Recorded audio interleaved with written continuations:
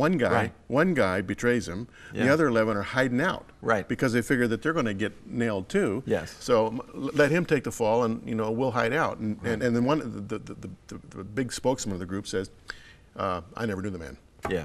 Yeah. So you look at Jesus through the filter of, say, the 20th century evangelical church model, at least as we've known it, and you would say, well, Jesus was a failure. Mm-hmm. Yeah. And yet, look what he accomplished. Right. And those 11 guys, they found someone to replace Judas, ended up changing the world. Yeah. And yet if a pastor takes, or clergyman takes that same perspective, because Jesus focused on 12. Of the 12, there were 3. Out of the 3, there was one in particular whom he loved. Immediately, the clergyman would be accused of favoritism, of not loving the rest of the congregation, etc. And they expect this equal time and equal experience with all. And so just moving past that to recognize that even the clergyman needs a community he can trust.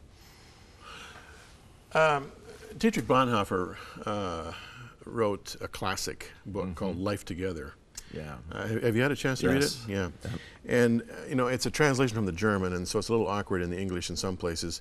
But he talks about us approaching a church with in the English translation, a wish dream. I think it's just with an ideal. Right. And he's saying it's wrong to do that. You got to approach the church as a broken body, as people who are coming from the stresses and strains of life. And you've got to meet them, if you will, on the level of the wounded healer. Well, what you're saying in your book here, and your experience has been, that the wounded healer is very quickly marginalized, and if he doesn't resign, he's turfed. Right. Yeah. It's just, and I hear it over and over again, that even, I spoke on it in one church, and just kind of sat on the steps towards the end of the message and just said, listen, here's what some of you are going through. And there were people who came to me saying, I'm not even on staff here, but I can't tell anybody about this.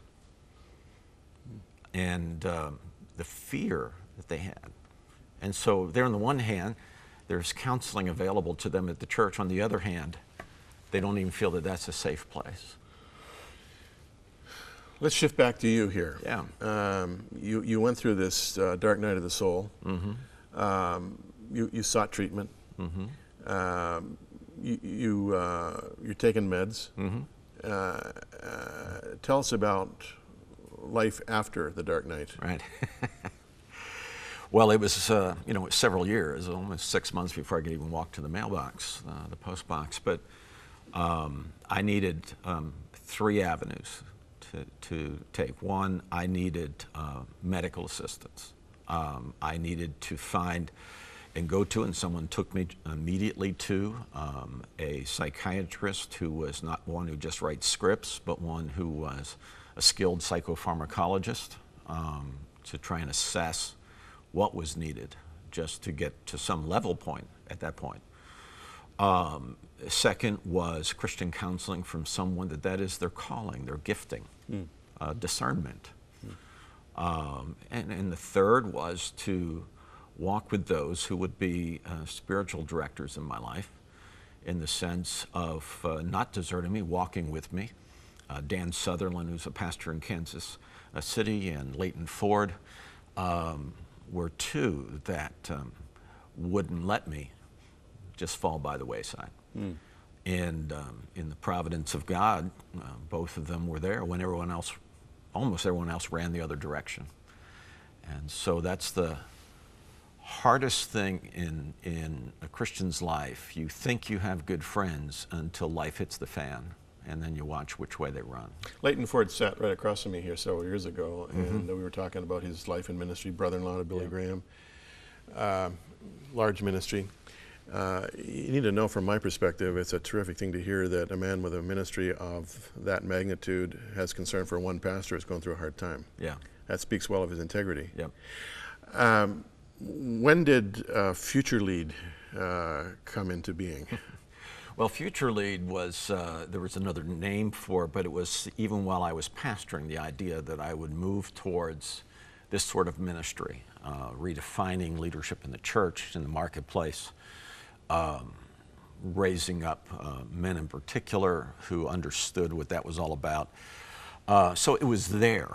However, my plan was I would slowly, over the coming years, transition to that, not go through the years without income, and then trying to build something not from scratch but from itch. I mean, there was there was nothing, unturned phone calls, unreturned emails and letters. Even Leighton Ford sent a letter out to 75 or plus leaders that I had known for years. Only 2, just on a card, basically said, "God bless you," and that was it. Oh. So, and the letter was, "Open doors. Glenn is well, and we endorse his ministry for the future." And so, you get those kinds of things, but then you see God opening new relationships, new direction, and that you can speak more honestly, even when people are afraid to acknowledge their own problem. The book is called Fire in Your Bones, Ignite Your Life with Power. Glenn Wagner is the author. He is the president of FutureLead. He conducts conferences for pastors, senior executives nationwide. He's a best-selling author, The Church You've Always Wanted, God and Honest Conversation for the Undecided. He lives in Charlotte. And very importantly, he rides a Harley. Yes. Yes. Yes. The most important. Very, very important. I was glad you slipped that in there. Yeah. So. No. As soon as I read that, I knew that you and I would hit it off. Thanks for coming our way. Thanks for having me. I appreciate it very much. It's great meeting you. Just terrific.